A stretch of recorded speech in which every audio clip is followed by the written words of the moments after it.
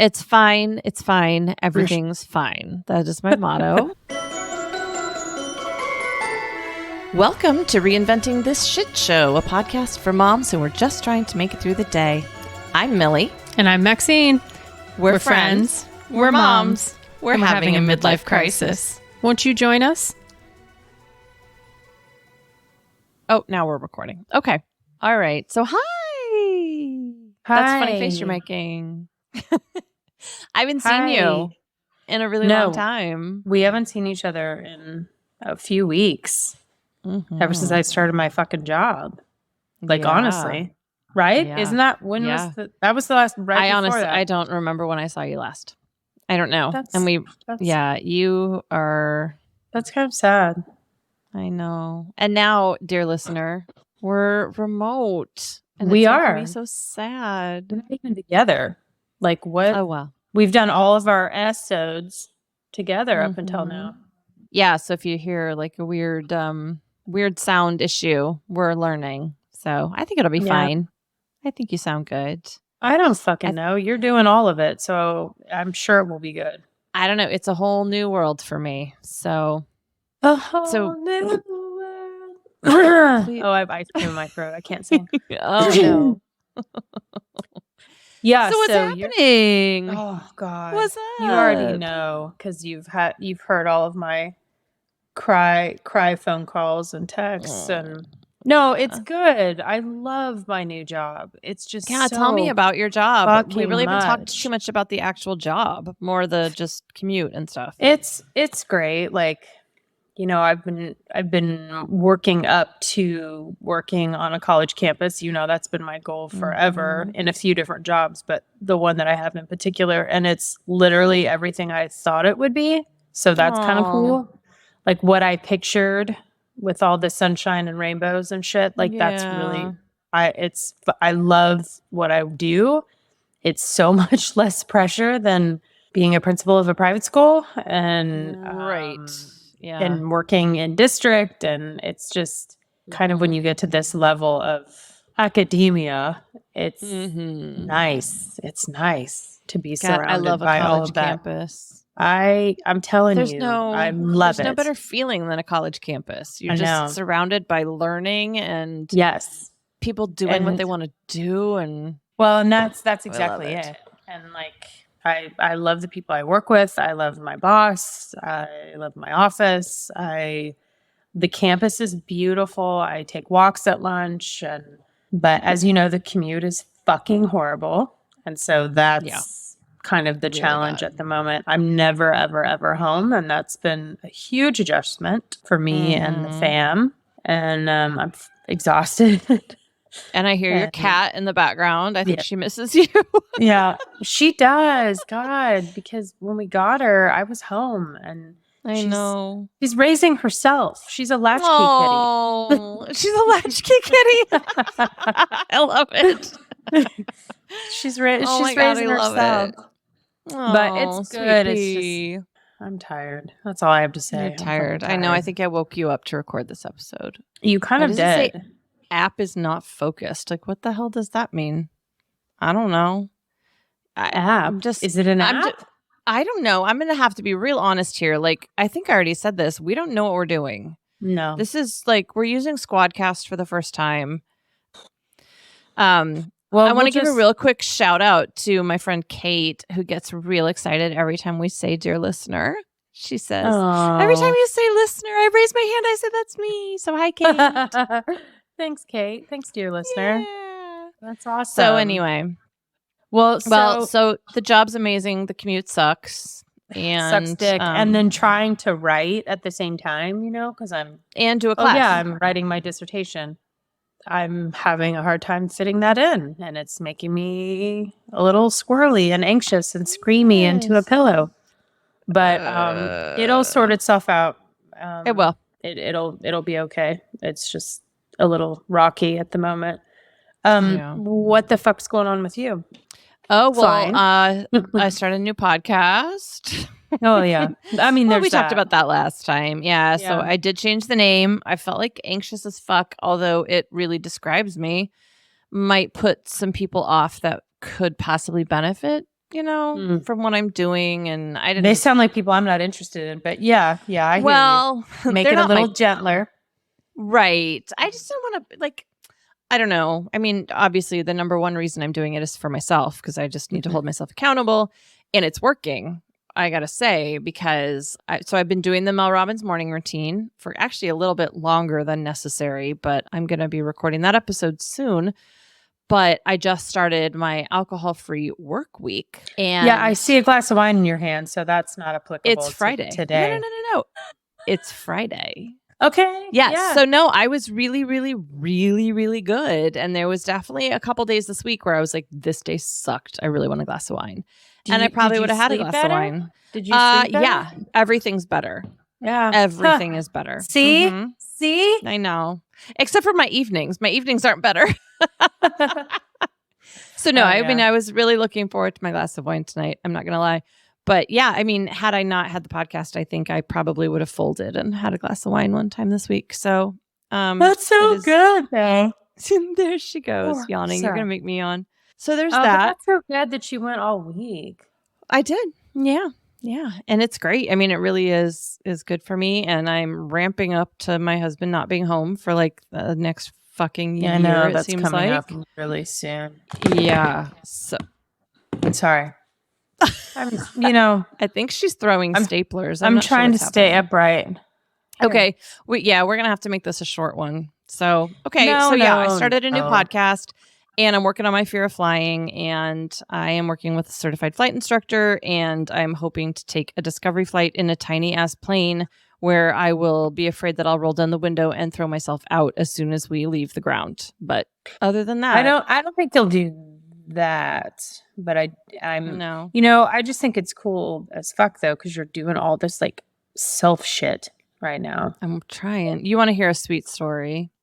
Yes. So I met with a certified flight instructor the other day, and I brought home a couple of pamphlets on learning to fly, and I just set them somewhere. And this morning, second daughter says to me, "I just want to tell you, I'm really proud of you for holy shit. How hard you're working to get over your fear of flying, because I know you worry that you're traumatizing us, and you're working so hard, and I'm just really, really proud of you." That is the cutest thing I've ever heard. And maybe that dickhead husband of yours should take some lessons from her. It would be nice, right? Yeah. But it was one of those moments where I literally stopped and just went, remember this moment. This is one of those. Where you have to take a picture. You know what I mean? A little snapshot in my head. Yes. God, that's so cute. I know. They don't fucking miss anything. Even the good stuff. They don't miss it. Yeah. So anyway, that's my catch up. That's what's happening here. Is that really how my face looks? Your face looks fine. We really shouldn't do this. This is a bad idea. I know we've talked about this before, but why is my skin slipping off of my fucking skull? I need to hold my face there. I'm just going to hold my face up so it doesn't fall down. Okay. All right, everybody. Anyway, what are we talking about? Because, dear listener, for the first time. Oh, God. Is that what you're going to say? For the first time, I did not put together our outline, which that is my role in all of this. Millie does 98% of the work, and then the 2%, which involves our content for the week, I always do. And I did not this week because of said job. And Millie sent me this outline, which kind of looks like my dissertation, honestly. It's my dissertation. I looked at it and I'm like, I don't even know what we're doing. So I'm not going to look at it. And I'm going to let you don't have to look at it. Hot dog. Here's what we're going to do. You're going to tell me what to talk about, and we're going to talk about it. I'm not going to look at the outline because there's too many words on that page, and you're just going to tell me what to talk about. Honestly, the outline is more for me because I don't remember anything, and this is my way of remembering things. So, okay. And so you wrote this like we're fucking film critics. We are not film critics. No. Well, the problem is I used AI to help me write it, which is why. But I do see some movies that I love, though. Okay. So it's just some thoughts. Okay. So here we go. So the title of my outline is Why Are 80s Movies Better? Because I think 80s movies are better than all movies. Agree or disagree? Are. Okay, agree. Agree. But there's a few different reasons for that. But I do agree that 80s movies are 80s, early 90s movies are the best fucking movies ever made. They're timeless. Okay, and why? But why are they timeless? Why does everybody loves fucking 80s movies, including me? They're the best movies. But why do we love them so much? But for us, watching a movie was an experience, not like it is now. Like, I mean, you know, we went to the movies and it was a big deal and it was a treat and it was like a thing. Or when you first got like a VHS and holy shit, you could watch movies at home. Or you had to rent the fucking VHS. But it was still an event. You know, it's like, right. Oh, we're watching a movie tonight. Oh, we're renting a movie tonight. It's not the same now because we're so saturated with literally anything that we want to watch, we can watch it immediately. But back then, if you went to Blockbuster and it was rented, you didn't get to see it. That's right. If you got movie tickets or you didn't get movie tickets, you didn't see it then. There wasn't another option. You know, now it doesn't matter. If you want to see something, you will see it. I put together a 4-page outline for this episode and you just nailed it with something that wasn't even on it. That's exactly right. I mean, do you remember, like, my dad used to go to Family Video or Blockbuster. They were across the street from each other. I think we had Family Video first, and then Blockbuster came to town, which was, a miracle. And he'd come home with the actual VHS player and the tape. Yes. And we'd all gather around for I Have News. Popcorn, name the movie. Like, we got to have pop, like it was a huge thing. And now nothing's a huge thing because you have access to everything all the time. Yeah. So there isn't a thing anymore, like I think that's really what it was. And I just think so many of those movies like encapsulated that moment in time for us because it was such a significant thing that we were already doing. And then we see an incredible movie on top of that. And I don't know. We all just wanted to be like those guys. I mean, I'm trying to think like Ferris Bueller for me. Oh, that's on my list like 4 times on this list here. That's probably the most influential one for me, like late childhood, early teen. Because my parents let us watch that pretty early. I was probably like maybe 10 or 11 the first time I saw it. And I mean, and that's the other thing too. Again, I keep going back to this. You didn't have a million channels and stuff. And so if you had access to a VHS movie, you watched that fucker over and over and over and over again. Because that was the only thing you had. We tended to watch movies that were above our age range a little bit too. Yeah, like that's because the people in high school were like in their 30s. Like think about like Breakfast Club and those guys. Oh my God, they were in their mid-20s. Grease. I just read about this, and I think I read it on this BuzzFeed article that I put in our outline.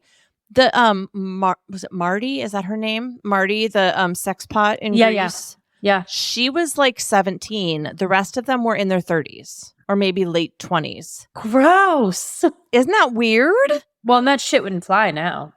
No. I mean, 90210, they were all in their 30s. Like it was all like that. But so, okay, so here's the list that I have of why we love 80s movies. So they're timeless coming of age stories. So like Breakfast Club, I mean, it feels 16 timeless. Candles. 16 Candles, Pretty in Pink, all of them. It is timeless because I don't know if you've started, but my kids have watched all of those and they love them. My kids haven't yet, but I'm excited. Like I'm excited to introduce them to all of them, right? Like I've got a 14, almost 15-year-old and I'm like, we need to watch The Breakfast Club. She needs to watch Pretty in Pink. She will love that one. Do you think? Oh yeah. I mean, pink's like her anti-color, but I know, but it's Molly Ringwald's character and what she stands for and how much she doesn't give a shit about anybody else. She's going to be her. I love it. I love it. Okay. So what's the next one? It says fun fantasy before CGI. So like man. we're talking E.T., Back to the Future, like that was all before CGI. So I looked it up. CGI actually started earlier than I thought. It started in the 70s, like in the early 70s, really? but it was super shitty, like very little. In fact, it said that the original Star Wars first 3 movies had some CGI in it. That's hard for me to believe. I don't know if that's actually true. But I need the to true ask. CGI didn't start till later. No, my Star Wars nerds aren't home, or they would be able to speak to Well, that. they can tell us. They're obsessed and they know all those facts, but I'm sure they do when they say it. So I don't really know, but that's interesting because the 70s. What kind of CGI was in the 70s? I don't think it was much. I think but it was. Oh, they said it was like some of the the fighter, what do they call them? I don't know. I'm not I love Star Wars, but I'm not a Star Wars like person. I do not love Star Wars. Some of those flight scenes I think were CGI. There were some movies in the 70s. I don't know. Well, like E.T. was, I think, a big one for all of us. And then did you ever watch Flight of the Navigator? Did you ever watch that? I did, and I can't remember much about it because I have the worst memory ever. Oh my God, The Dark Crystal. We loved it. Okay, so that's another part. Like 80s movies were fucking scary. They were scary. Never Ending Story. Like yes. think about the nothing in the Never Ending Story, which was nothing. But maybe that's why I got anxiety. Wolf. Those movies were scary. The Skeksis in Never Ending The Dark Crystal. Like that stuff was really scary. And it was for kids. I know. And I'm trying to think. Oh, what was that one that I loved so much? The Last Unicorn. Okay, not as scary as some of those, but definitely depressing. She was the last of her species, the last of her kind, the last unicorn. And then there was a whole thing later where like this unicorns come out of the sea. I mean, I've seen it 100 times. I still don't really understand it. Okay. I think someone was on drugs when they made it, but... Oh, but that's it too. I mean, everybody was high when they did those like crazy ass... Right? What about... Did you ever see Return to Oz? Not Oz. God. Scariest that fucking movie ever, right? Yes. Like the wheelies where they like disintegrate, and the heads, the wall of heads, and she picked a new head and put it on. That guy, he was supposed to be cute too. That like that Tin Man kind of robot. No, Jack Pumpkinhead. Yes, that movie scared the shit out of me. I know, and we loved it, but it was so scary. So these were kid movies. Shit, we would not be showing our kids now. No, right? In fact, I started to show them Return to Oz, and then was like, no way, that's too fucking scary. And when they did watch when they did watch the Never Ending Story, they were scared, like genuinely scared. I would be scared watching it right now. The Never Ending Story. The Never Ending Story scared the shit out of me. But I love that movie. It was so dark. I know, it was so lovely. And the music. Okay. So, charismatic, character-driven plot. What the fuck is this that you wrote? This is like a real. What do you mean by write that? it? AI wrote it. But think about it. Think about like Ferris Bueller's Day Off, which you said is like one of the best movies ever.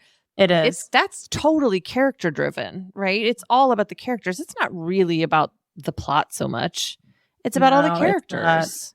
It's about Ferris and Well, and all the shit what's he does. His friend who like finally stands up to his dad. Yes.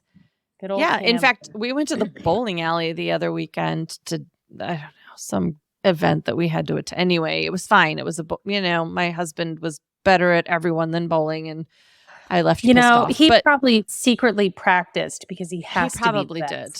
I know. God. Yeah. He even annoyed the like other lawyer that was there. I was like, I said, do you see what I live with? And she misheard me and thought I said, do you see why I love him? And she was like, no, I don't get it. I was like, no. I didn't say, do you see why I love him? I said, do you see what I live with? And she was like, oh, yes, I get it. Oh, I like her. Give me her phone number. Yeah, we'll talk about Tony. But it was husband. We will talk about husband. But give me we'll talk about husband. So, but it's one of those fancy bowling. They're all fancy now, right? And at the end, there's like all these screens, and one of the screens was playing Ferris Bueller's Day Off. And we walked in, an older daughter who is 14 and maybe has seen that movie one time, maybe, caught a glimpse of it out of the corner of her eye and said, "Is that Ferris Bueller's Day Off?" Yes. And when I looked up, it was a commercial for something. And I was like, no, I don't know what this is. What are you talking about? And like 3 minutes later, I'm like, oh, yeah, this is Ferris Bueller's Day Off. But how interesting is that somebody in 2024 who's 14 just catches a random glimpse and knows that it's Ferris Bueller? You can't say that about movies now. They don't hit you in the same way. And again, it's because there's so goddamn many of them. But that she knows that that's what that is. Yeah, I mean, she saw it. She was like, "Oh, that's right." I mean, yeah. Okay, great music. Oh God, yeah. Well, I mean, that's true of. I mean, the Star Wars trilogy, Back to the Future. Well, it's not a trilogy anymore, but it used to be a trilogy. Back to the Future, E.T., Indiana Jones. All of them. Well, that's a lot of John Williams too. Yes, it is. It's great music. It is. And you have so fantastic. Hans Zimmer did a bunch of crap in the early 90s. And I'm trying to think of, there's a bunch of movies that I love that he did the music for all those. But that was like the terrorist from what's the Die Hard? Wasn't that Hans Zimmer? I don't know. Do you know that I don't think I've ever seen Die Hard?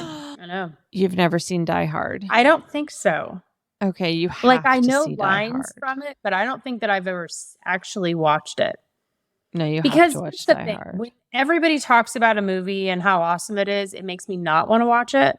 And so I think it was a situation like that, like 20 years ago, where I was like, I'm not going to fucking watch it. Oh, you guys keep talking about it. And so then I just never saw it.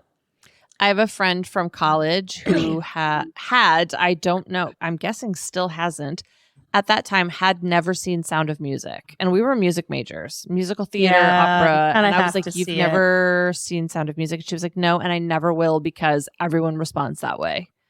And I should message her and ask her if she's ever seen it. Because she was not seeing it out of spite. Well, it's not that good, so I get it. But oh, come on now.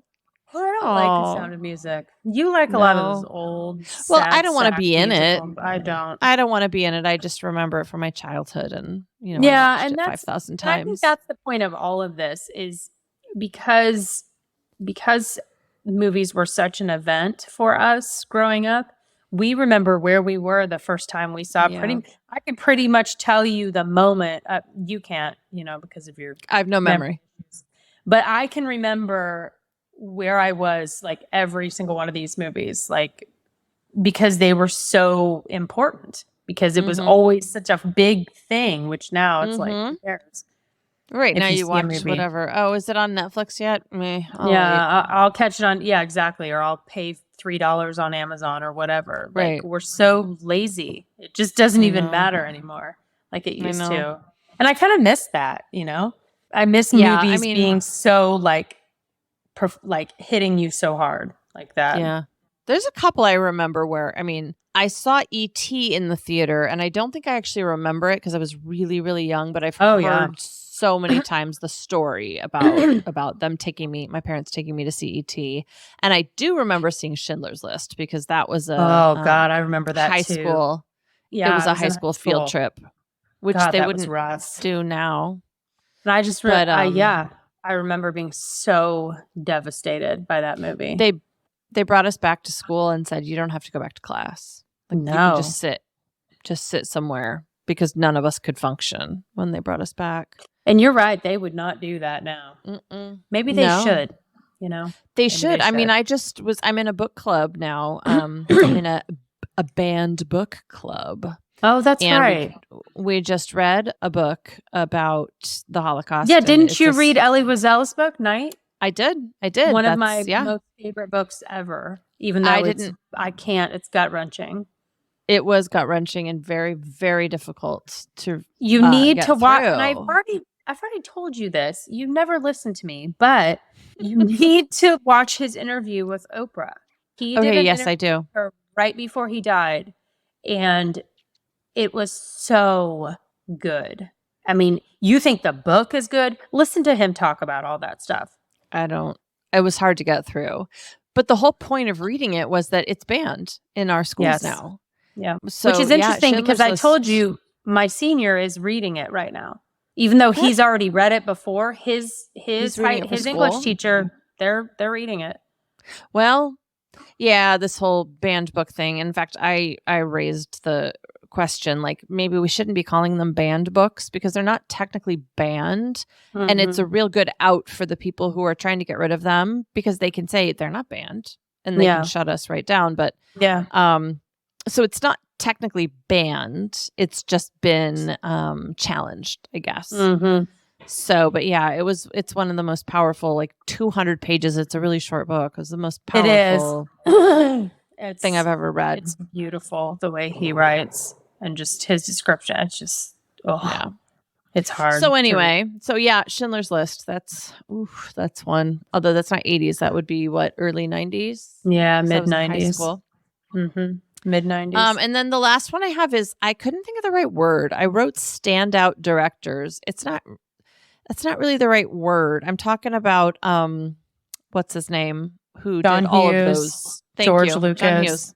Yep, and George Lucas was, I mean, because he did not just Star Wars. He did a bunch of other like I think he actually had a hand in the Dark Crystal. No, that was Jim Henson. Henson did that. Who did Muppets? I can see. Yeah, but there's something there. I can't remember. I can see it. A George Lucas, like, yeah. No, I can see But you're right about John Hughes. That was, the 80s was his time. 80s and early 90s. Because he did all that stuff. All of the good ones. So I'm just going to read you a little, like, this is sort of the breakdown that I got about, like, 80s. And this was 80s versus 90s. Because I thought, the 90s movies it was a good time too, but it's just super different. So the 80s were formulaic. It says distinct genres and broad appeal. And then the 90s started breaking conventions and got a little darker. So if you think about like Clerks and what were the other ones? Like Mallrats. All that stuff. And like Reality Bites. All those were kind of and you have Tarantino, all of Tarantino's films, Pulp Fiction. Yep, and that's in here. Pulp Fiction was a major one. Jackie Brown. Yeah. And then, so the 80s was sort of optimistic endings. So it's like E.T., right? Where it was like this sci-fi thing. It was really scary. It was dark. But then in the end, it was like, okay, everything was kind of okay, Where then the 90s has The Matrix, which is just dark and, blah, blah, blah. I don't know. I never actually saw The Matrix. No, I've never seen it. I should admit that. Okay, good. Oh, no. Sorry, not The Matrix. I'm losing myself in my own notes, my own dissertation. So E.T. versus Jurassic Park. So E.T. is like the sci-fi with like the heartwarming, like feel good, nostalgic feel. And then Jurassic Park is just like, oh, fuck. Right? Jurassic Park is one of those movies where I remember exactly where I was when I saw it. And I don't know if... So I'm a big dinosaur person. I was really into dinosaurs. Yeah, when I was little. Oh, well, you were a bug kid too. I remember that. Yeah. And so for my 9th birthday, my parents took me to Chicago to see Sue, which is the T-Rex in the Field Museum. And so I've always been obsessed. Jurassic Park was something that I was there the minute it came out. It was a huge thing. And I remember...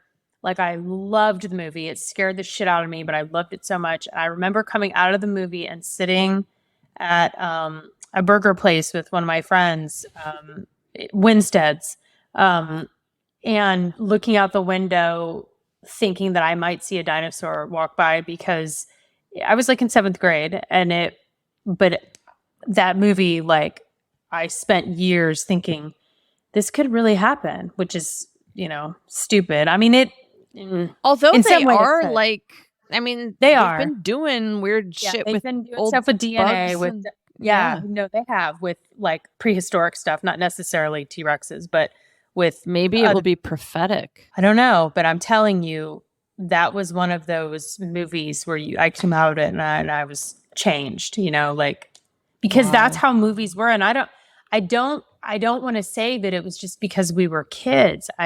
I think that it was. I don't think it was that just it is. that it was. it was such an event where it's not like that anymore. And so all of those movies had such an impact on us, because it was a big deal to even see them, Well, and they've stuck around. I mean, it's not, I don't think that it's just us because we're nostalgic and it's our kids. Like 80s and okay, Jurassic Park is 90s, but it's, it's in there. But still, they're still here. Like people still loved them all. Okay, so let's see. What was the next one?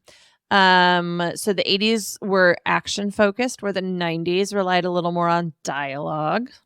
I can see that. We're going from like these big, like in your face movies to kind of like these weirder, like darker. I don't know. But that's not true. Like, think about Ferris Bueller. Think about Breakfast Club. We keep saying that. Think about Can't Buy Me Love. Think about those were all relation my God, movies. It's been so long since I thought about Can't Buy Me Love. I loved that movie. Can't Buy Me Love.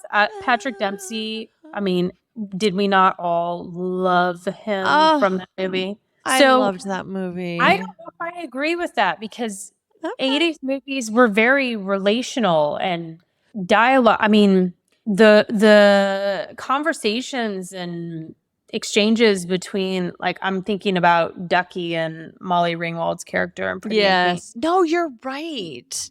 And 16 Candles. There was some pretty heavy. I mean, if you're gonna say that the 80s were big because of like Star Wars and the beginning of Indiana Jones, maybe, but there was a lot of stuff that was not action packed either. I think this was talking more like there were some big blockbuster action. Like, wasn't that like Rambo and stuff? Or was that later? Yeah, and Rocky. But but they weren't. Like, Rocky, even though wasn't really action packed, it was really more about the relationships and stuff. And that's what I feel like the 90s, I mean, you had some of those like edgier, darker Tarantino and Kevin Smith movies, but then you also had really big, like Terminator and that's true. Indiana Jones and Last Crusade was big. I mean, that didn't happen until the 90s. I'm trying to think of other 90s movies. Wasn't Die Hard in the 90s? I'm pretty sure it was. Probably. But like, I mean, if you think about it, it kind of follows, and this was another point in my 20,000 page outline, that the movies kind of followed society, which isn't a surprise, but the 80s were like a rockin' good time for a lot of people. I mean, the economy was good. There was a lot of drugs and everybody had glow. Everything was great. Bright. The colors were neon. Everything was big. It was flashy. It was whatever. And then the 90s came and grunge came and everything got just a little darker and technology was getting more like for real. And so it's interesting. You have edgier teen movies for the 90s. Cruel Intentions. That's a good example of some dark shit that was super influential over all of us at that. I mean, we were we were probably like late teens when that one came out, but that's pushing boundaries big time. I think that's when we kind of started seeing, because like teen movies before that, Kids is another one that's like that, but teen movies like in the 80s, you didn't see the like dark shit. I'm trying to think of a way to say it. Like, think of all the teenagers that we knew and loved in the 80s, and then think about Cruel Intentions and like those characters were dark and like, they had 80s movies usually wound up okay. Yeah. Right? Yeah. Like even like Don't Tell Mom the Babysitter's Dead, one of my favorite movies ever, right? Like they're like scaling a skyscraper in Chicago. They could die any moment. Yeah, but it's fine. You know it's all going to be fine. It's always going to be fine. She's the babysitter. She got him home. She cleaned the macaroni off the counter. She's reading a magazine. It's good. Right? Everything's fine. Yeah. Yeah. Maybe that's what we love about 80s movies so much, is that they always end up okay. Wait a minute. You're talking about Adventures in Babysitting, not Don't Tell Mom. Oh, yeah. Which is also an incredible movie. Don't Tell Mom the Babysitter's Dead. It's Christina Applegate when the nanny dies and her mom's in Australia and she works for a fashion icon. Oh my God, you're right. That's a great one too. I need to rewatch that one. Everything works out good. Yeah, everything's good.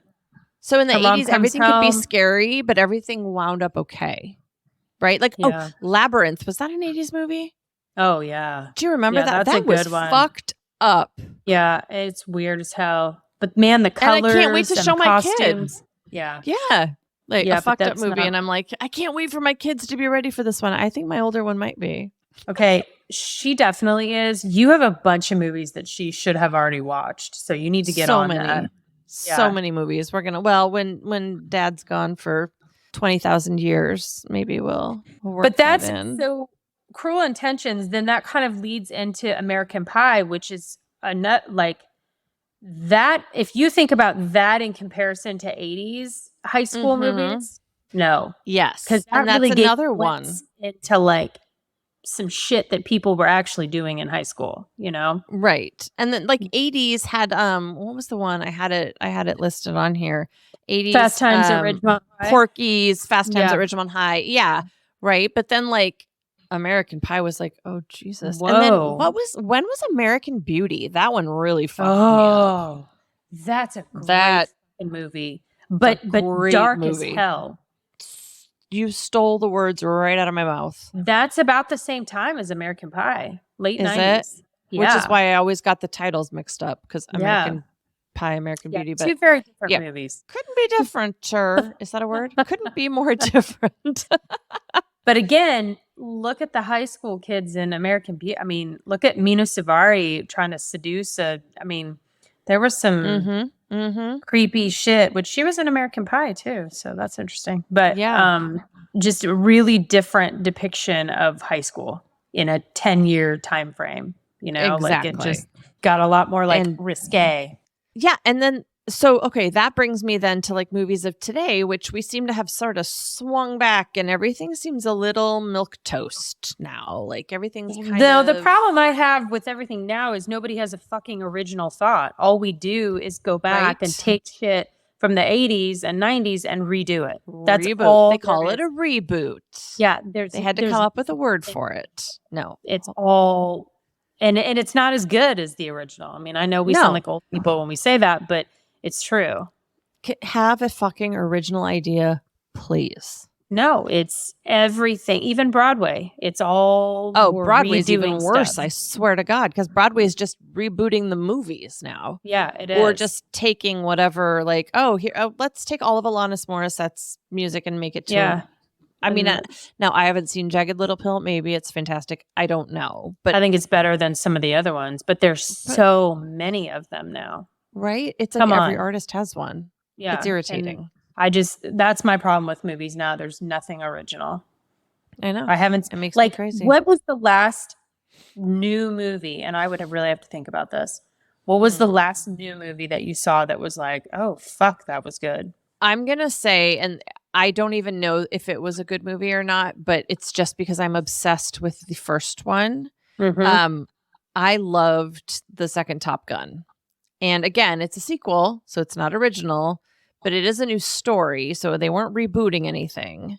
Did you like the story or did you like all the stuff? Because I've been told that, because I didn't go see it, so I don't give a shit, but like all the stuff.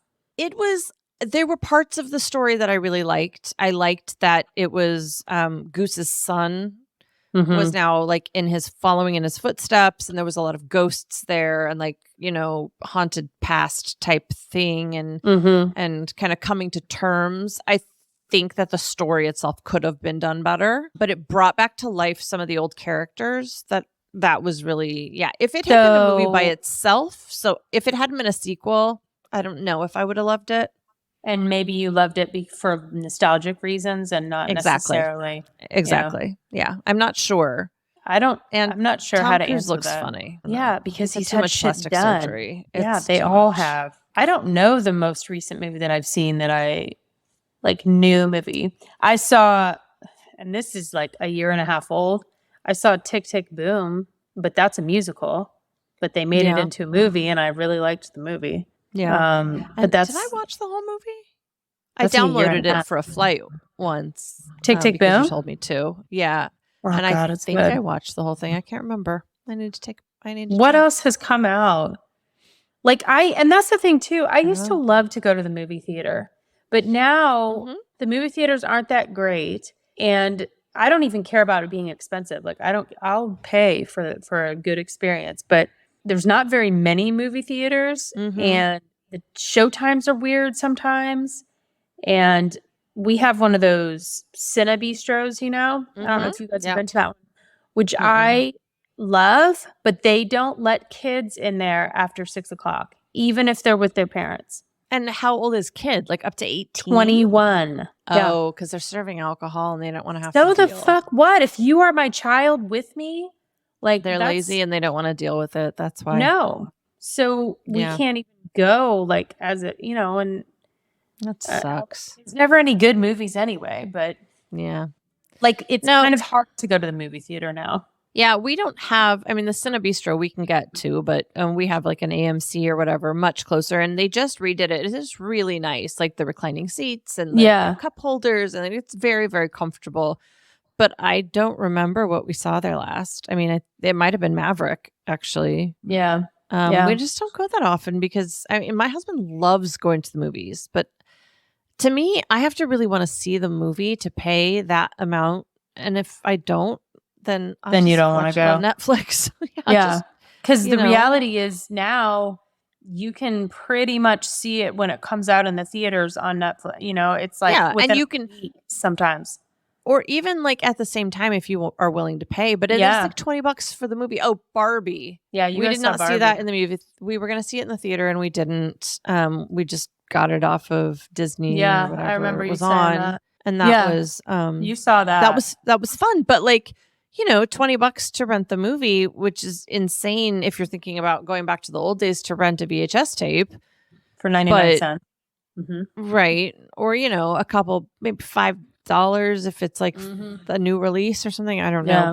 But still, it's way cheaper than going to the movies. So anyway. Okay. All right. Shall we move on to this fish bowl? Now that we're doing this on video, grab that everyone can see the fish bowl. Let's see if I can grab something we haven't already talked about. I know. How many? We got to clean the fucking thing out. I know, but it's like a real. We say that every Who time. wants to? I don't. It's too much work. Oh my God! I'm going to look. Can you? Let's see. Can you see this? Can you? Oh, read that's that? so weird. Read it out loud for our listeners. We're talking about. Would you rather watch a movie at home or at a movie theater? We were just talking about them. Do you think that disqualifies this as our kind of grab bag? All right, let's do that. Yeah, okay. It's kind of. I mean, unless you want to keep talking about that. No, I'm kind of tired of it. Oh no, never mind. I don't like that one. I liked how you're discarding. No, these suck. These are all awful. Well, you're the one who put them in there. No. You've no one to blame but yourself. No, my kids picked these. I gave them the deck of cards and. Oh, okay. This one's interesting. How well would you get along with someone exactly like you? I don't know. I probably think she was a bitch and kind of depressing. You're not a bitch. I don't think so. I think you come off as very friendly. Well, that's how I come off. But if you actually know the real me. Well, it doesn't say that. It just says how well would you get along with. It doesn't say. Oh, okay. You have to be best friends with yourself. It's just getting along. That's true. Office and compadres. And I am trying to, listen to my friend Mel Robbins and she's not your friend. But go ahead. She is my friend. So, I'm high-fiving myself and all. Yeah, I don't know. I think in general, we don't necessarily get along with people who are that much like us. Although I think you and I are a lot alike in some ways. We're really similar in terms of the way we handle problems in our lives is very similar. The way we handle communication problems is very similar. Yep. Our anxiety issues are very similar. Very similar. We're both afraid to fly. Yeah. Although I will say that you are like one of the very few people in my life that I can say whatever I mean to. That's always been something I've loved. Yeah. I don't worry about if you're going to be mad at me, you're just going to say stop being a bitch. That. I agree. I think this is the easiest relationship in my life probably. Cause it can be super exactly what I'm thinking, feeling. Mm-hmm. I could say it all. There are absolutely, between us, there are absolutely no secrets. And I don't think I could say that about anybody else. Probably right? nobody. Think about it. We have no secrets. There are No none. secrets. Although I did Even know the- you were into dinosaurs, but I'll forgive it. No. So I think we would get along fine with ourselves. I don't know that. I mean, the question wasn't be best friends forever. It was just That's true. How well would you get along? fine. Yeah. You know why? Yeah, because we're probably fine. fucking awesome. That's why. That is exactly right. We would You get are along great. absolutely right. Yeah. Because Oh, we're I great. love that. I think that's a great place to end. We are great. All right. So, we recorded this ending the last time and I didn't really like it. So I'm just going to say. And you made me do so much stuff. You made me re-record it because I was being silly and you didn't like it. You were. I know. Well, okay. So I'm just going to say, if you like the podcast, please subscribe, rate, review, and please share it with your friends because that's how we'll get more listeners. And then we'll be even more excited to keep making these quality episodes for you. Yeah. Do you hear my excitement? I'm super excited about it. All right. I am. I love talking to our friends, to our dear listeners. I do too. Thank you again, everyone, for listening. And remember, a midlife crisis is more fun with friends. Goodbye. That is perfect. I love you. I'll talk to you later. I love you.